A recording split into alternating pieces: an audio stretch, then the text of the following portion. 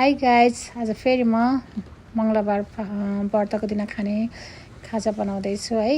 यसले व्रत भन्छ कति खान्छ चाहिँ नभन्नु होला है, किनभने म ब्रेस्ट फिडिङ मम हो, अब अलिअलि त खानै पर्यो होइन।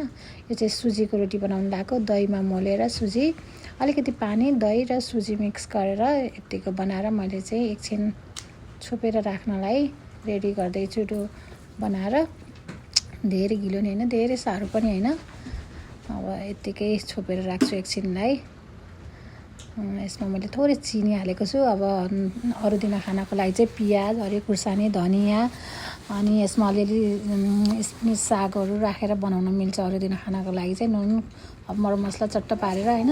अब आज चाहिँ मेरो अब व्रतको दिन भयो, त्यही भएर मैले दही चिनी र जस्ट पानी मात्रै गरेछु। त्यही पनि मिठो हुन्छ, एकदम क्रिस्पी टाइपको, एकदम मिठो एकदम चाहिँ मलाई चाहिँ एकदम मनपर्छ।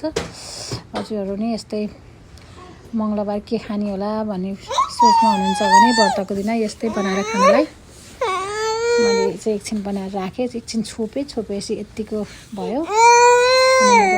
अनि मैले एउटा प्यान बसालेँ, त्यसमा थोरै घिउ हालेँ। घिउ चाहिँ अहिले त खानै पर्यो होइन। अनि घिउ हालेर अनि पिठो राखेर यस्तो मजाले राउन्ड गरेर बनाएँ। कस्तो राम्रो सर्कल भएको। अनि एकछिन पातलो हुने गरेर त्यो डोसा बनाइन्छ नि, हो त्यसरी नै बनाएर राखेँ।